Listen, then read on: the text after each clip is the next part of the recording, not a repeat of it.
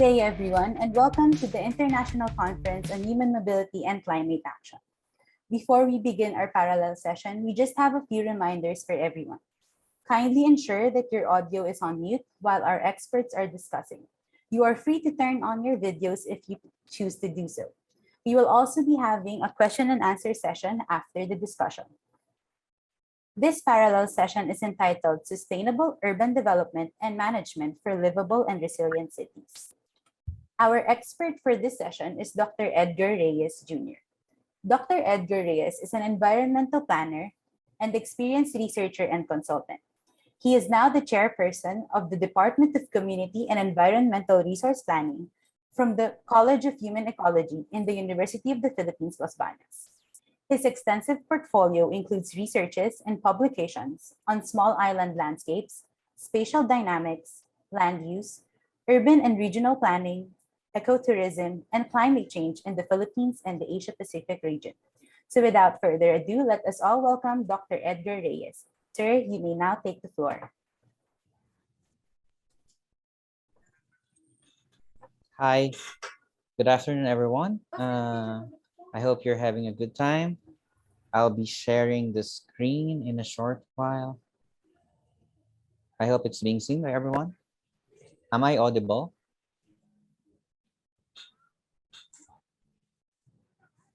Okay, a pleasant afternoon to everyone. I am Edgar, the current chairperson of the Department of Community and Environmental Resource Planning.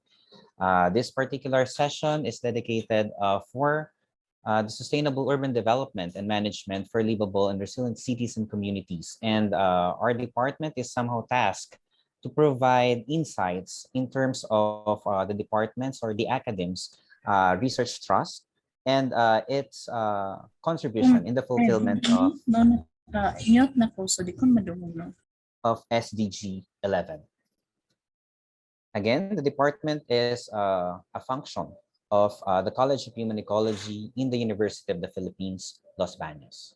Just to give you a short background, the Department of Community and Environmental Resource Planning, or DCERP, was founded in 1983 and serves as one of the 4 academic units of the College of Human Ecology in UP Los Baños. In the last 5 years, the department sought to fulfill the following goals in terms of research and extension. That is in terms of project development, capacity building, and knowledge sharing. In terms of instruction, faculty development, student development, and curriculum development in line with environmental planning. And in terms of administration, capacity building of the administrative staff, operations and management, database management, specifically on the projects and research endeavors of the department. These are functions with a vision as a leading institution in providing high-quality education, research, public service in human settlements planning towards sustainable development. Now, we see human settlements planning as similarly in terms of the context of environmental planning as provided by the Republic Act 10587 or the Environmental Planning Act of the Philippines. Its mission is for the promotion of sustainable and resilient human settlements through education of environmental planning professionals with holistic and interdisciplinary perspective. Second is knowledge generation in situational analysis, planning, implementation, monitoring, and evaluation of development plans. We see the planning context as a whole gamut of experience. And the third one is the provision of technical assistance to various institutions. Later on, we'll be dealing with the particular extension programs or public service programs of the department as a unit, part of the academe, but still providing help for the communities. Some of the facts and figures for the department. Our faculty is composed of 17 members. We have 1 research and extension professional staff. We have 3 administrative staff, 8 planning associates, and 2 lecturers. Among this, we have 9 environmental planners and 3 engineers. Other educational backgrounds, 5 are PhD holders, 5 are still finishing their PhD, and 6 are master's degree holder. Now, looking at the context of our department as one of the planning institutions in the country, we would like to align ourselves in terms of the research mandate with the Sustainable Development Goals that was launched in 2015. And among its goal include the SDG number 11, which is making cities and human settlements inclusive, safe, resilient, and sustainable. After 5 years of its launching, there are some highlights that was presented already with the existence of the pandemic.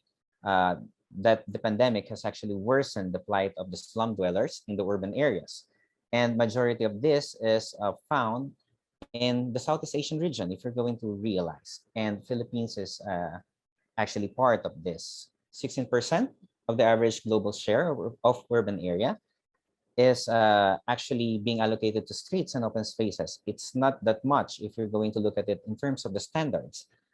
And that the new urban agenda that was launched in 2016 actually provides this context.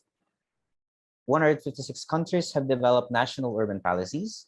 Philippines is included, however, still lacking in terms of its implementation.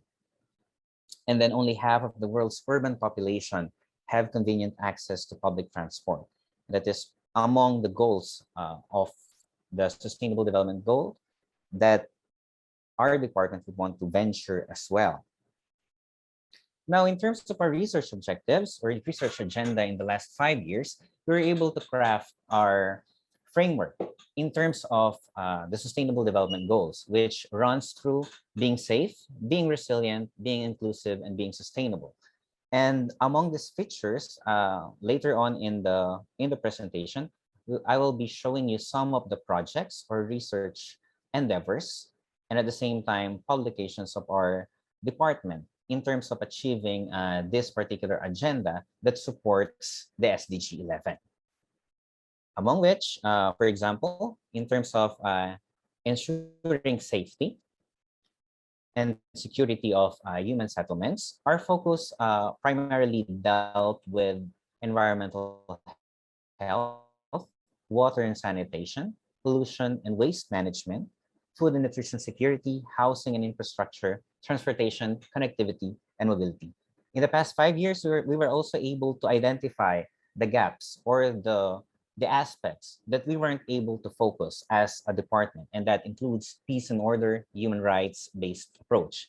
Some of our projects include the following. And articles actually are a lot. I would just like to focus on some of the projects. Also, as part of being resilient, it's in terms of building resilient communities and ecosystems on the themes such as the land use planning, climate change and DRM, human settlements in transition, island resiliency, ecosystem-based adaptation and management, protected area conservation planning and management, at the same time, the rural-urban linkages. Again, we found that the department weren't able to actually provide so much in terms of resilient housing and infrastructure design. Some of our projects include the Philippine LiDAR 1, or the hazard mapping for the Philippines using the LiDAR or the light, yes, and spatial analysis for vulnerability and exposure and risk program. LiDAR 1 or provided a lot of inputs in terms of surveys, flood mapping, hazard mapping for the whole country. So these are some of the projects that was done by the department and some of the photos taken during the implementation of the LiDAR. Other projects include smarter approach to reinvigorating agriculture as an industry, wherein which the department had been part, or that's called SARAI in UPLB, and monitoring detection of ecosystem changes and enhancing resilience and adaptation in the Philippines, or the MODESERA. Other engagements includes articles such as the climate proofing of protected area management plan for Palawan, Philippines, modeling and land change impacts on hydrology and use of landscape metrics as tools for watershed management, and a lot more. So these are just some of the articles that was produced by our faculty members in the last 5 years. Still a lot and more. Other aspects related to our department engagement include the Technical Assistance Program on Human Settlements Planning, or we call it the TAP HSP. This is basically composed of different endeavors, which includes assisting local government units in terms of their plan preparation, making them more resilient in terms of creating their plan. So at present, we were able to reach around 49 LGUs, 55 completed projects, and still 7 ongoing projects, even at the advent of the pandemic.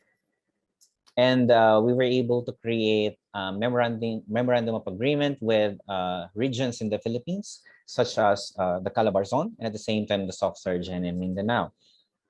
Other aspects of the TAP HSP program include the short course in environmental planning, wherein which we try to train future planners and at the same time those professionals who would want to venture to the professional planning activity.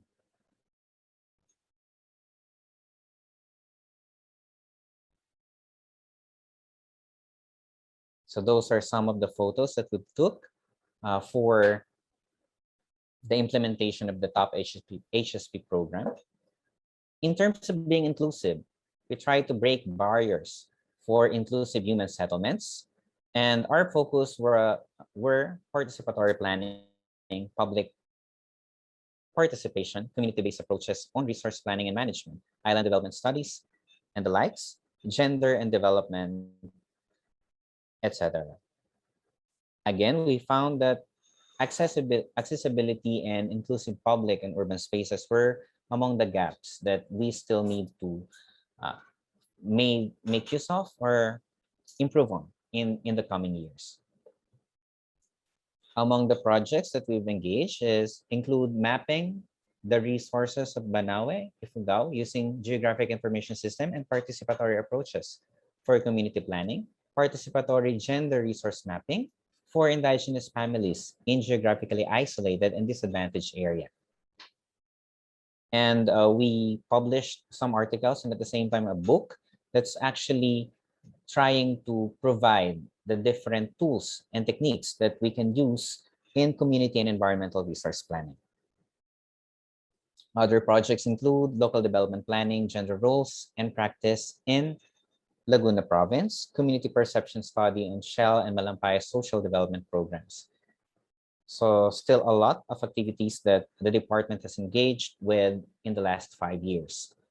On being sustainable, the focus include the cultural and natural heritage, sense of place studies, sustainable tourism, environmental conservation governance, conservation financing, sustainable energy systems, sustainable food systems, urban-rural migration and displacement, and refugees, green economy and financing, formulating development indicators or index for LGUs, and green and public spaces seems to be the gaps that we still need to focus on in the coming years. Other project engagement that we were able to do in terms of being sustainable, aligning with the SDG 11, includes conservation financing, an analysis on the planning and management arrangements in areas with high biodiversity value. We also have the integrated sustainable land resource management using the circular economy approach in small islands as among our project endeavors. Articles include some related to ecotourism development and assessing the ecotourism of the Philippines. Some are related to energy, which is the integrated sustainability assessment of bioenergy potentials in Asia and the application of hybrid approach and trade-offs and pathways. We are actually not just focusing on the Philippines. We just launched a month ago our endeavor with the Institute of Housing and Urban Development Studies, which is practically related to building with nature in terms of nature-based solutions in Southeast Asia. Other articles includes the following. Also, a book chapter in generating vulnerability to flood, poor urban migrants, and the state of in Southeast Asia. So, and for us to be able to reach a larger audience in terms of providing knowledge in environmental education, in our college, we have a journal, scientific journal that tries to provide this context for the scientific community, and that is the Journal of Human Ecology. Other endeavors that our department tries to work out is the creation of international conferences, wherein which we were able to provide an avenue for us to be able to network with like-minded organization, and at the same time provide an avenue for scientific information to be generated and at the same time disseminated among the public. And related to that is the launch of our second international conference on human settlements, planning and development, which will be held in October 20 to 22nd, 2021. So that will be in the coming days. So I hope you will be able to join us as well in this conference for us to be able to talk more about creating a livable space, specifically related to human settlements planning and development.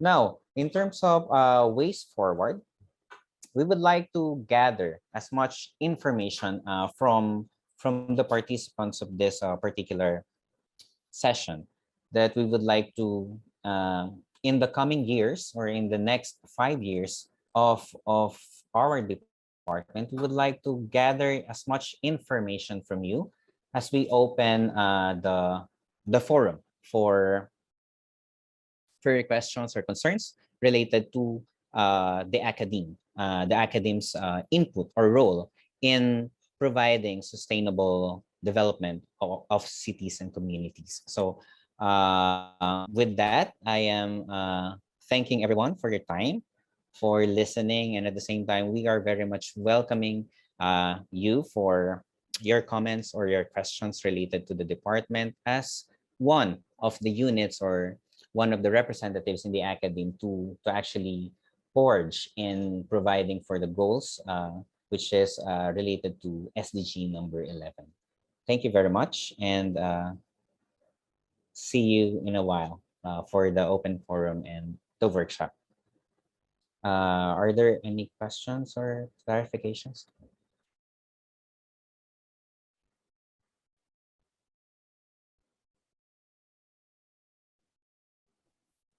So, sir, I think that currently we do not have Okay. clarifications yet. We can move forward with the activity and the workshop that you have. Okay. Just to start with our mini workshop. So our department would want to gather as much information from the participants in terms of your ideas, in terms of your knowledge, in terms of your contributions in achieving SDG 11 or making our human settlements more inclusive, safe, sustainable, and resilient. And among our faculty members, we have invited Dr. Maria Catriona de Vanadera, who's actually here, I think.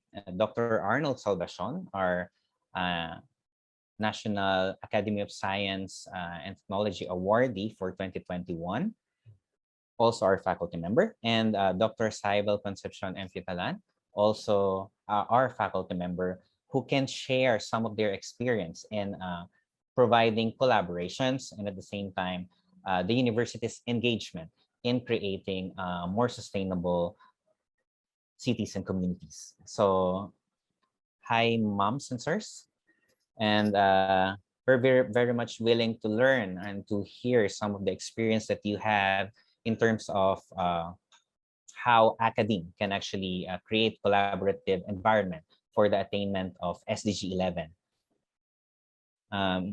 May I hear from who wants to go first? Ako na. Okay, Sir Arnold, Go ahead. Okay, good afternoon. Sakit lang may katabi ako dito eh. Anyways, actually, the University of Philippines is crafting a research agenda uh, in which this future is and sustainable city landscape is one of the top priority or the core theme for that research agenda. For this one, we are soliciting research and collaborations on the different pillars as identified by the new urban agenda of the UN Habitat, which is social sustainability, economic sustainability, environmental sustainability, and social sustainability. So far, we're still on the process of soliciting ideas in and outside the university. So hopefully, through this workshop, solicit some proposals, especially those in the UPLB system, the UP system.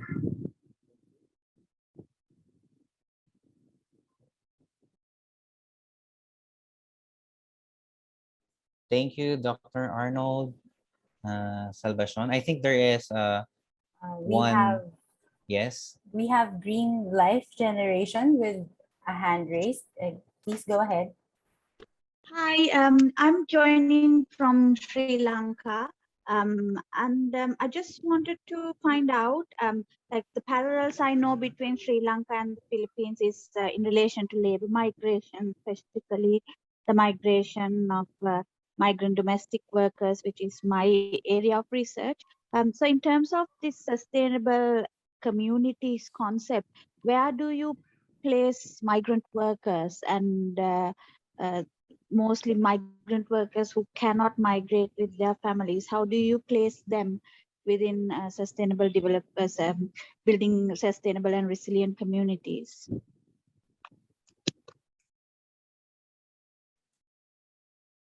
Do you want to answer some of my colleagues, or should I answer this? Okay. That's a very relevant question, specifically in creating sustainable urban development. And at the same time, similarly with the case of the Philippines, where in which we have a lot of overseas Filipino workers, that is actually the context of the OFWs in the Philippines, where in which they are somehow excluded in some of the areas in the world. And if you're going to look at the context of the SDG 11, being safe, being inclusive, being sustainable, and being resilient, I think it falls more on the aspect of the inclusivity. If you want to make a more sustainable community, this particular group, we can consider that our migrant workers are actually marginalized. So if it's possible for them to take part more on community building, then I guess sustainable communities would flourish more. So I'm thinking they are more aligned in creating a more inclusive environment for the attainment of the SDG 11. I hope I'm able to answer your question.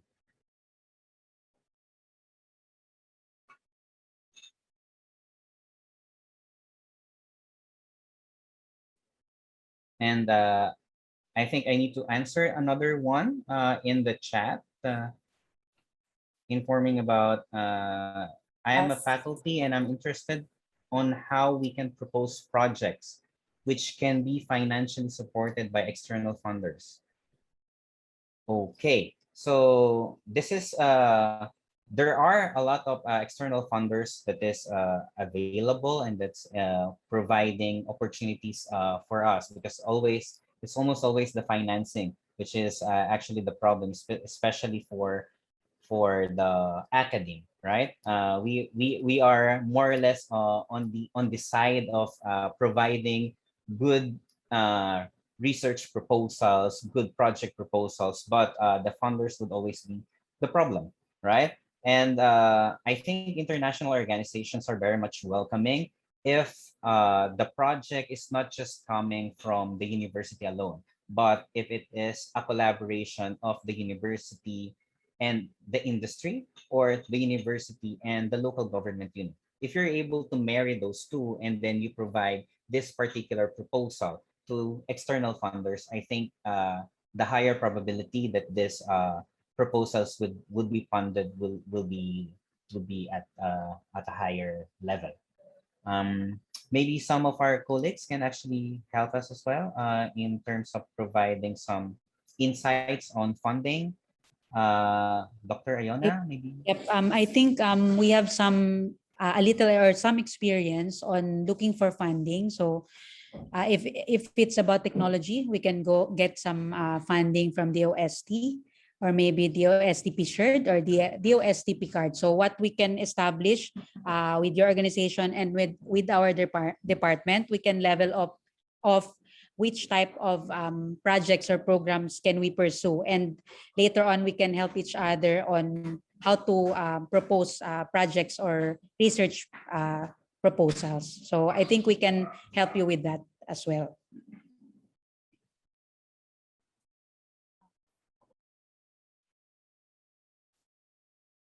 We've also received a question through a message from one of our participants. They've asked that out of the four components you've discussed earlier, sustainability was one of the components mentioned. Do you have any projects that promote this given during the existence of the current state, which is having the pandemic upon us?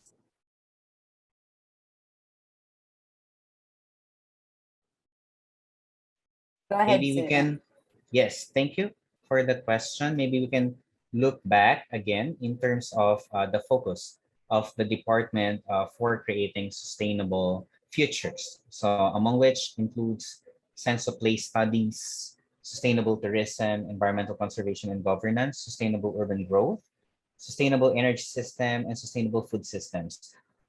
We have some projects related to this, but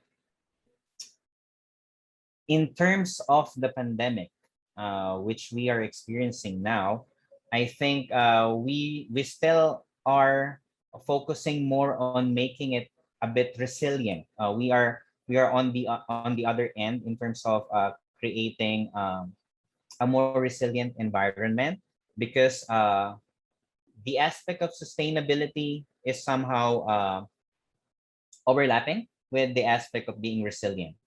And current project endeavor include helping out the local governments in terms of their resilient recovery for the pandemic. So we are trying to mainstream resiliency, specifically on greening their plans for them to be more resilient in terms of their long-term engagement after the pandemic. Because for now, a lot of activities or a lot of endeavors, projects were halted because of the current protocols for the country. So we are more or less creating avenue to help out to train them remotely. So that is, I think, our limitation in terms of implementing projects at the moment. But what we can do, or what we are actually doing, is providing remote seminars, remote trainings for the local governments for them to recover in terms of their longer term plans, which includes the comprehensive land use plans and their comprehensive development plans. So that's, I think, the far extent of our department in terms of research and in terms of public service that we can provide for the local governments in the Philippines. And another that is related to our projects on being sustainable is the recently concluded training or professional diploma on building with nature. So it's more on the Southeast Asian context in terms of the nature-based solutions that we can use. Specifically in addressing climate change and at the same time food insecurity, which is actually the major problem, specifically now that we are facing the pandemic. So those are some of our endeavors, though limitedly because of the limits imposed by the pandemic. Thank you, sir. We also have another statement here in the chat. Let me read it for you. I am from the Thank you. Academe here in Eastern Visayas. Typhoon Haiyan has brought our area into scrutiny from a wealth of researchers on every area of the SDGs. I know that there are still gaps, including research on the area of migration and the role of the projects on the built environment, its successes and failures. Can we have a collaboration with you and our university? Yes. Should I answer it? Or some of my colleagues want to answer? Okay. The University of the Philippines is very much welcoming in forming more collaborations. At the same time, one of the far cry of the department as among the very limited planning institutions in the academe is that we need as much as possible people, organization, and at the same time higher education institutions that we can collaborate with, because as much as we want to extend our hands for the whole country or even in the Asia Pacific, we're just a handful of people that's actually working towards this particular end. So one of our goals actually as a department is for us to be able to extend our hands to higher education institutions, to train them, for them to be able to provide the same help at their region, so that we can multiply our knowledge or information that we have for us to be able to create a better future for the Philippines and even for the Asia Pacific region. So we are very much welcoming. So hope we can see and each other really very soon for this collaboration, or we can like do it virtually. We can start with that. We have another question here. For our participants asking to be connected to our experts, we will provide you with their contact details right after the session. This will be sent to you via email as well. So we have another question here. On site, community development workers are co-terminus to funding.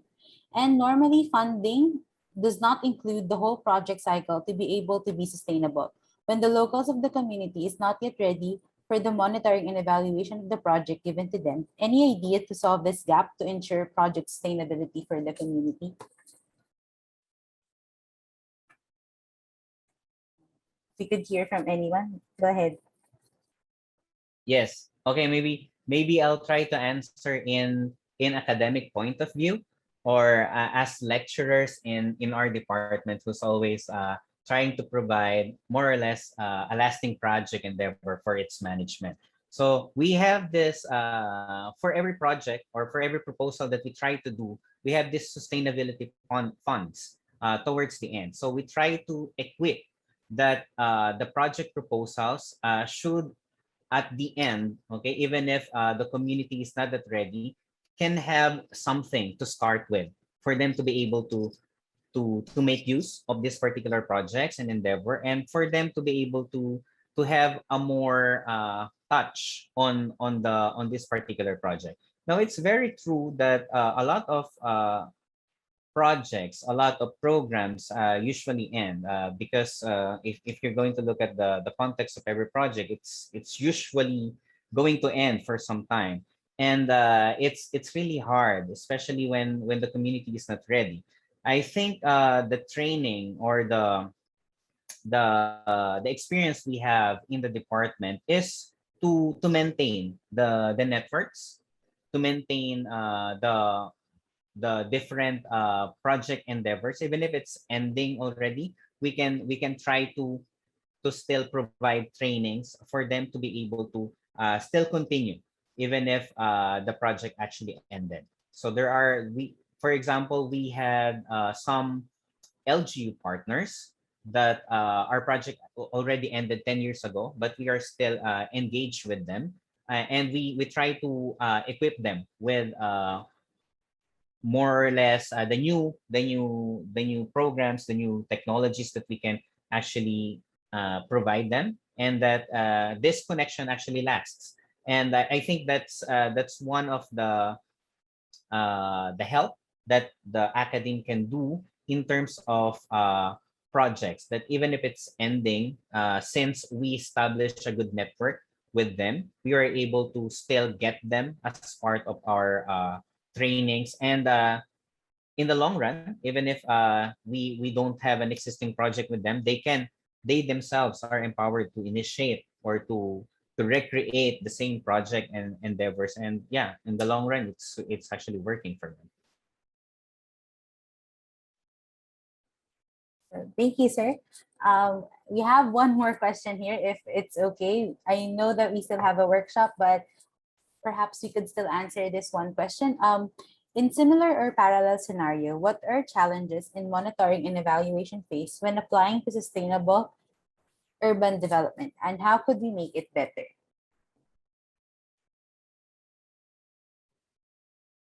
Thank you for that question. Actually, that is among the major issues or concerns, especially in the Philippines. I'm not so sure yet of the context of the other countries in the Southeast Asia, but still, our experience in monitoring and evaluation seems to be not so well versed if you're going to compare it with how the Western countries actually do it.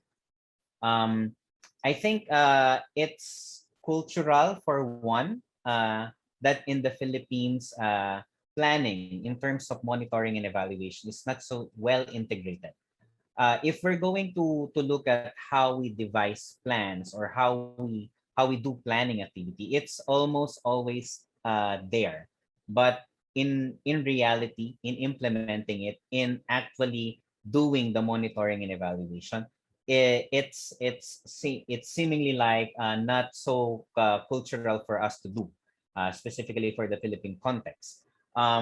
Say for instance, on a personal basis, who among us here usually try to do a weekly monitoring if they're able to actually do their goals for that particular week. So I think it's more or less cultural in terms of how we do the monitoring and evaluation. I think we still need more uh, more education in that particular aspect. At the same time, I think we need to still improve on the project management aspect for us to be able to really implement monitoring and evaluation. We have, for example, in our curriculum, in our department, we tried to input this particular aspect as we see that this is really a lacking aspect in terms of plan implementation. So we look at monitoring and evaluation as the not so touch aspect of the whole planning cycle, and we try to input it as part of our planning education to our undergraduate students. So I think it's starting, and we try to make it more or less a cultural thing that we integrate to our students. So we hope that some changes can be provided by our graduates, and at the same time we try to give it to the local governments, because at the end of the day, monitoring and evaluation should be should be handled by our implementers. So if they are not capable of actually doing the monitoring and evaluation, then it's really useless to do the actual planning activity, because it's a cycle. So if you're not able to measure the actual success of each and every activity or programs or project that you actually do, be it local, be it a national context, then every endeavor, be it good or excellent at the start, will not be valid.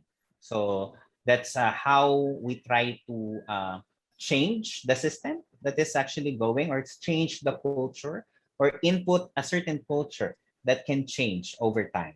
So hopefully, in the coming years, no, there could be some changes specifically on how we do monitoring and evaluation for implementing projects.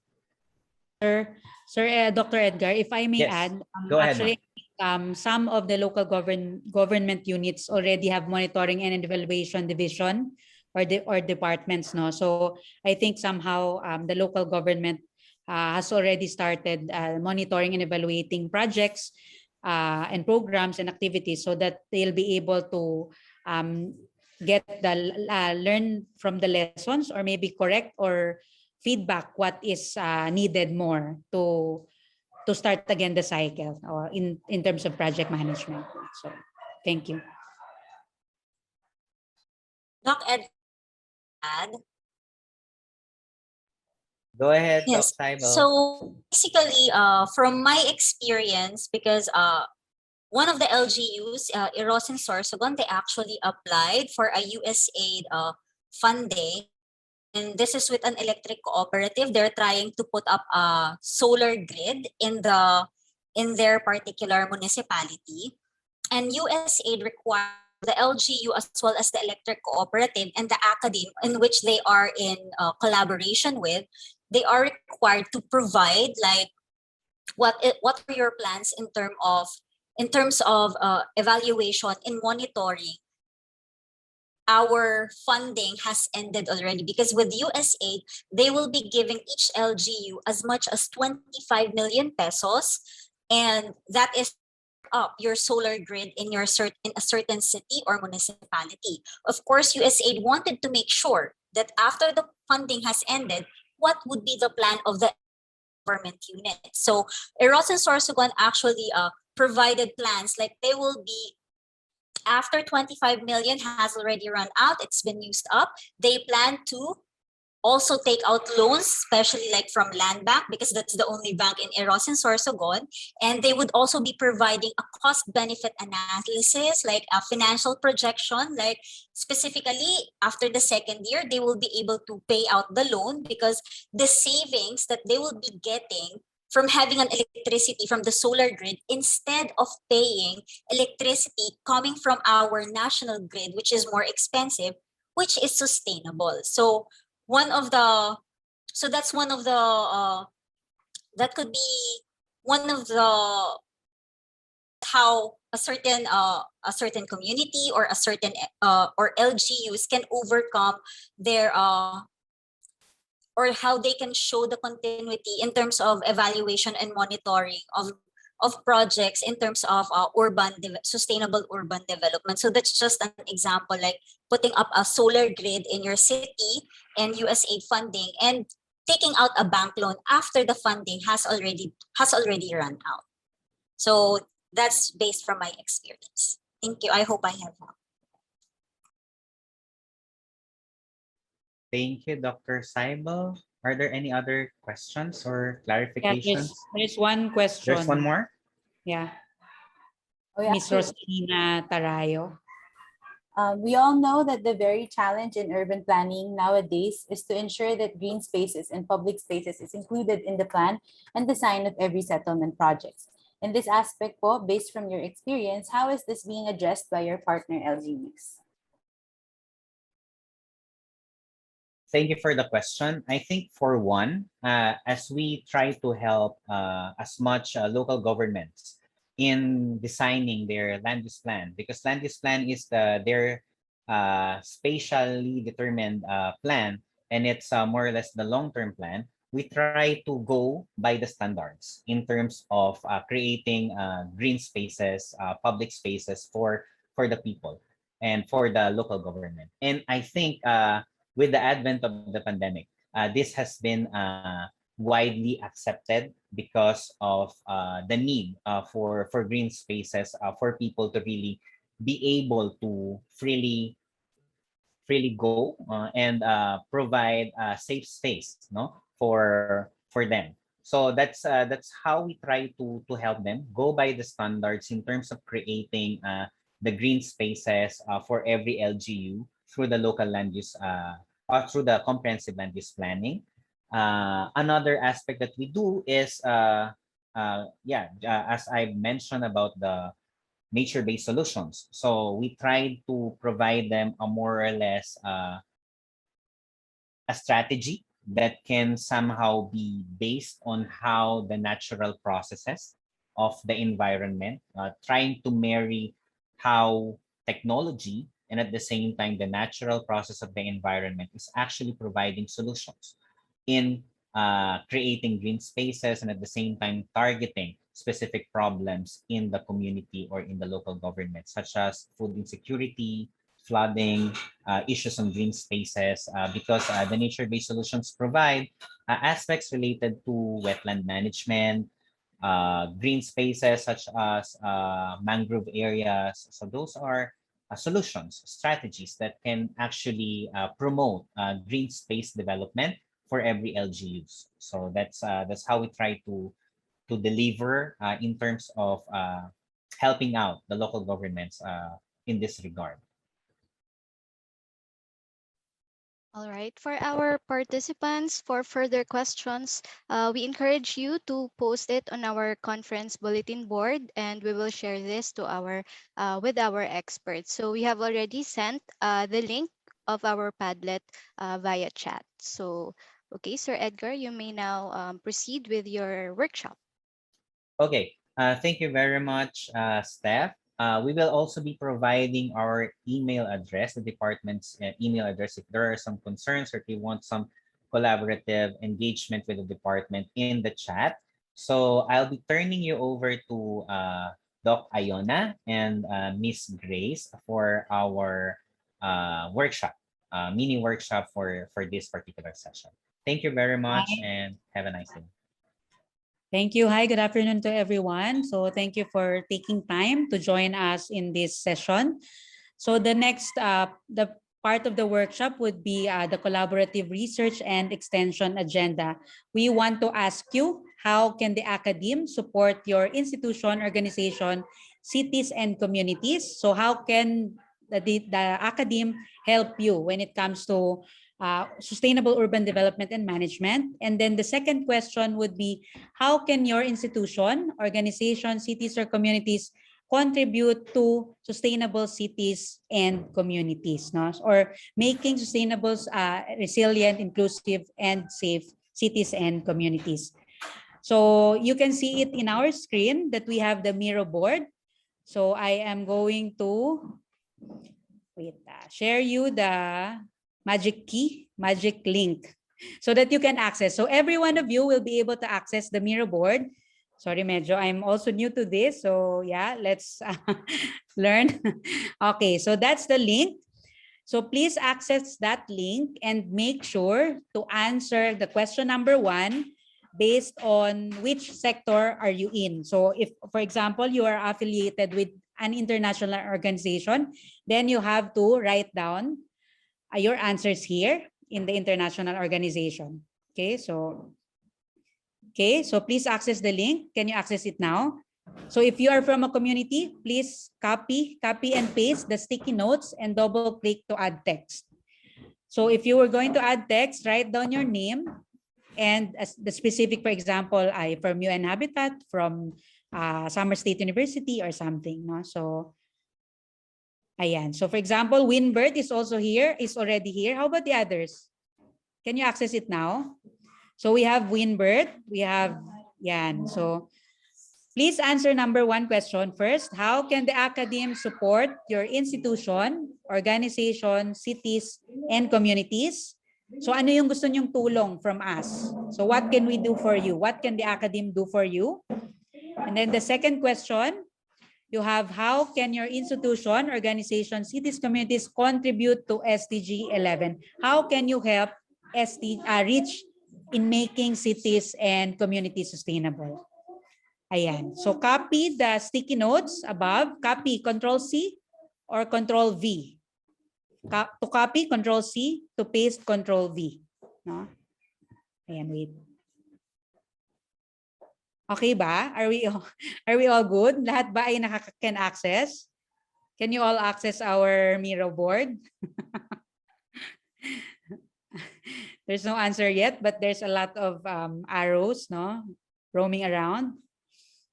Yan, Christian Joy is already here. Domingiano, ayan. Jace, Chris, how about the others? Ayan, so for example, you are from the private sector, fill out the the panel for the private sector. If you are from the LGU or national government agency, fill that out. But if some of you are students, just answer in the community. Youth, students, NGOs, POs, yan. Your answers can be as specific as possible, no? As general and as specific as possible. For example, si Miss Judith, Low bandwidth daw yung iba, no? Okay. So copy the sticky notes and then paste it on the board, no? I'm new to this. How to answer po? Wait po ah. Saan nga ba yung link natin? Okay. Copy invite link. So I will post the link in the chat box. And then you just have to click that and enter, no? So just click the link, you'll be able to enter the Miro board. Yan. And then, for example, this is the arrow, no? My arrow, can you see it? For example, I'm from the private sector, I'll get the pink. And then I Control C or Command C, and then you paste it here. You can increase it. Nako, mali. Double click it and then you can edit, no? Wait. Hindi ko yata siya ma-increase, no? Ayan. Ayan, okay. So you just have to increase the sticky notes and then pa-add na nga lang Fevs, pa-add ng text. Ayan.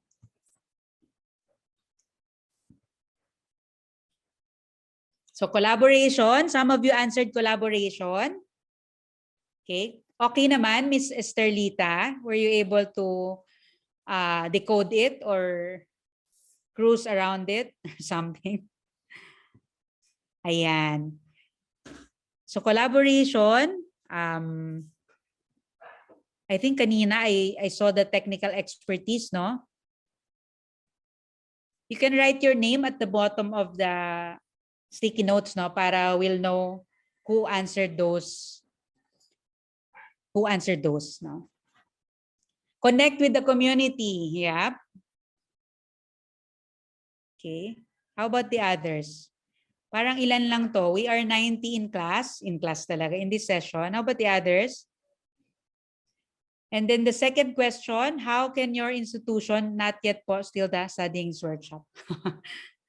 Medyo nakakapanibago yung platform. Just click the link, tapos go to the sticky note, point your arrow to the sticky note, and then copy. Control C or Control C mo lang yung sticky note. Tapos punta ka dun sa yung arrow mo, i-move mo, you go to this tab, Control V. You'll have the sticky note there. Dana po, medyo natagalan sa pag-explore app. No? So, thank you, Winbert. Ayan.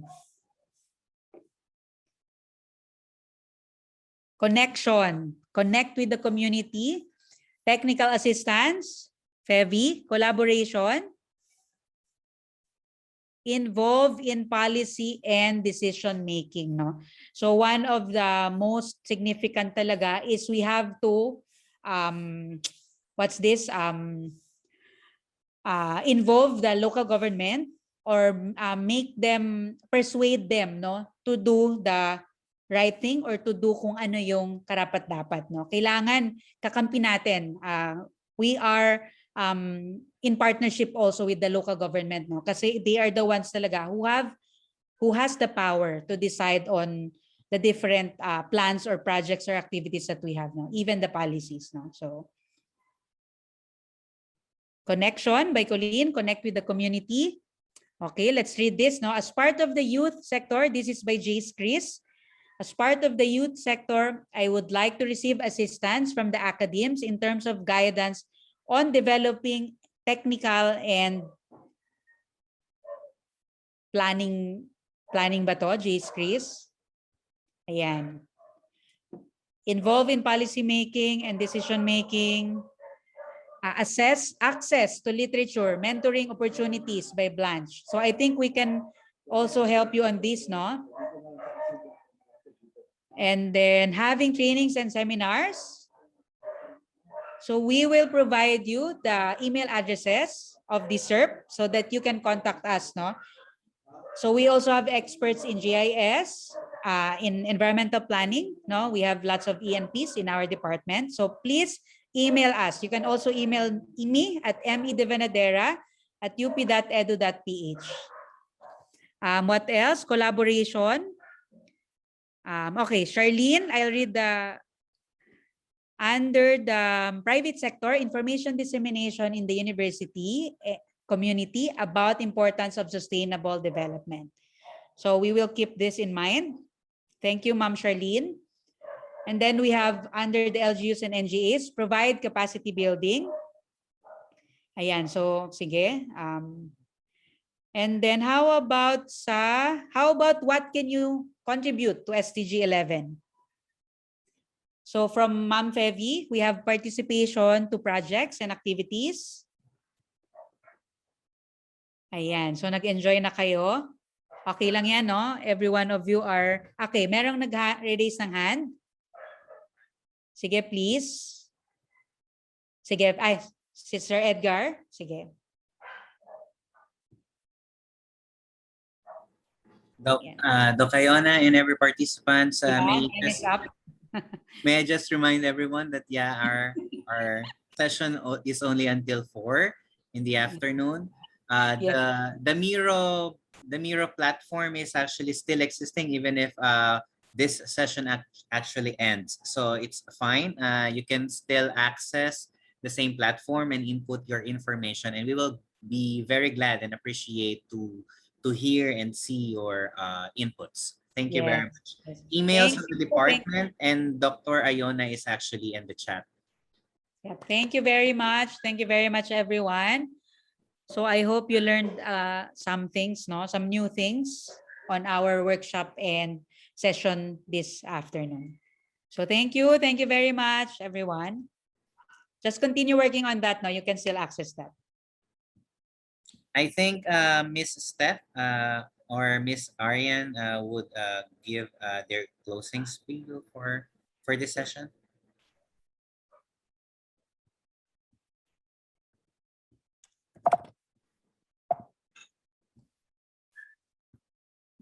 Okay, thank you for participating in this parallel session. Thank you to our experts from the Department of Community and Environmental Resource Planning of UPLB for discussing on the best and current practices of your department involved to ensure that sustainable urban development and management is achieved.